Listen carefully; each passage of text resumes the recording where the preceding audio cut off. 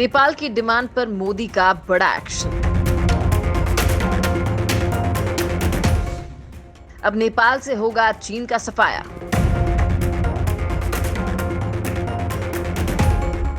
दोस्तों, नेपाल मौके पर चौका मारते हुए चीन की गोद में तो बैठ गया, लेकिन जब चीन ने अपने नापाक इरादे जाहिर किए तो नेपाली जनता का गला बैठ गया। जिनपिंग का मीठी गोली खा रहे पीएम ओली को भी लगने लगा कि चीन किसी का सगा नहीं है, लिहाजा भारत से फिर गुहार लगाने लगा। भारत नेपाल की सहायता के लिए सदैव तैयार रहा है, लिहाजा इस बार भी नेपाल को चीनी चक्रव्यूह से बचाने की कवायद शुरू कर दी है। सबसे पहले रिसर्च एंड एनालिसिस विंग यानी रॉ के मुखिया सामंत गोयल नेपाल दौरे पर हैं। नेपाल की मीडिया के मुताबिक रॉ चीफ 9 सदस्यों वाले प्रतिनिधि मंडल के साथ काठमांडू गए और पूरा दिन वहीं रहे। बहरहाल रॉ चीफ सामंत गोयल के काठमांडू दौरे की पुष्टि ना तो भारतीय और ना ही नेपाली अथॉरिटीज ने की है। हालांकि किसी ने इस खबर को खारिज भी नहीं किया। खबर है कि रॉ चीफ ने काठमांडू में नेपाली पीएम केपी शर्मा ओली और पूर्व प्रधानमंत्री पुष्प कमल दहल प्रचंड दोनों से बात की है। दोनों ही नेता नेपाली कम्युनिस्ट पार्टी के सदस्य हैं।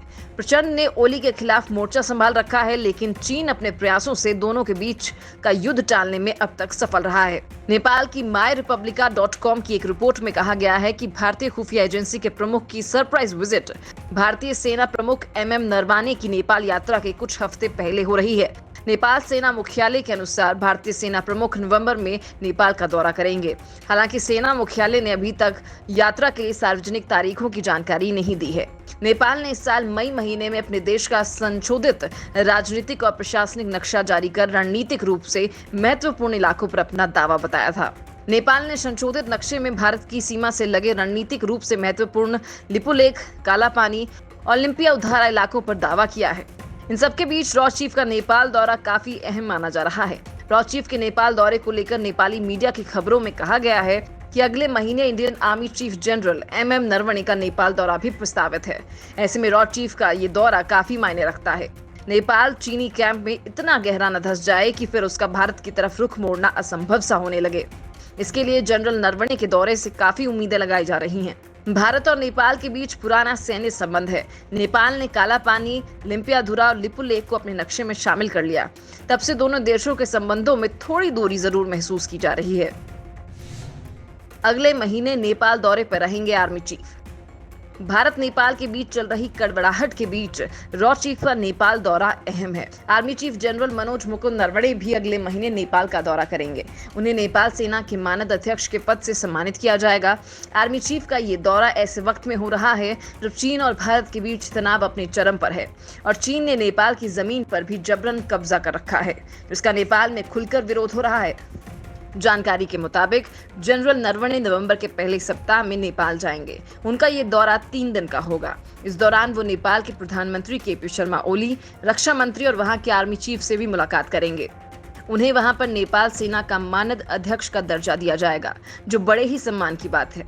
जनरल एमएम नरवणे को नेपाली राष्ट्रपति विद्या देवी भंडारी की तरफ से नेपाल सेना के जनरल की मानद रैंक प्रदान की जाएगी, जो 1950 में पहली बार शुरू हुई थी और दो सेनाओं के बीच मजबूत संबंधों को दर्शाती है।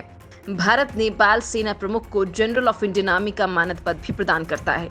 नेपाल सेना की ओर से जारी बयान के मुताबिक नेपाल सरकार ने 3 फरवरी 2020 को ही जनरल नरवणे की विजिट को मंजूरी दे दी थी, लेकिन उसी दौरान कोरोना की वजह से दोनों देशों में लॉकडाउन हो गया, जिसके चलते जनरल नरवणे का दौरा स्थगित हो गया था। एक वरिष्ठ अधिकारी की माने तो सेनाध्यक्ष के काठमांडू दौरे के दौरान दोनों देशों के बीच रक्षा सहयोग को और बढ़ाने पर बात की जाएगी। हालांकि आर्मी चीफ के नेपाल दौरे के अगले दिन ही ओली ने रक्षा मंत्री को पद से हटा दिया था, जिसका उस समय कुछ और मतलब निकाला जा रहा था। हालांकि नेपाली मीडिया में कहा गया है कि प्रधानमंत्री केपी शर्मा ओली ने रक्षा मंत्री ईश्वर पोखरेल को हटाकर भारत को एक सकारात्मक संदेश दिया है। पोखरेल को भारत विरोधी रुख के लिए जाना जाता है। हालांकि सूत्रों का कहना है कि भारत सरकार नेपाल से इस तरह के अन्य कदमों की उम्मीद करती है ताकि सीमा विवाद पर बातचीत शुरू करने के लिए एक अनुकूल एवं उचित माहौल बन सके। नेपाल की ओर से नया राजनीतिक नक्शा जारी किए जाने पर भारत ने कड़ी प्रतिक्रिया दी थी और कहा था कि बातचीत का माहौल बनाने की जिम्मेदारी नेपाल के कंधों पर है। दरअसल दोनों देशों के बीच तल्खी की वजह बनी थी एक सड़क, जिसका रक्षा मंत्री राजनाथ सिंह ने 8 मई को उत्तराखंड के धारचूला से लिपुलेख पास को जोड़ने वाली 80 किलोमीटर लंबी सड़क का उद्घाटन किया था। इसी के बाद से दोनों देशों के बीच संबंध तनावपूर्ण हो गया।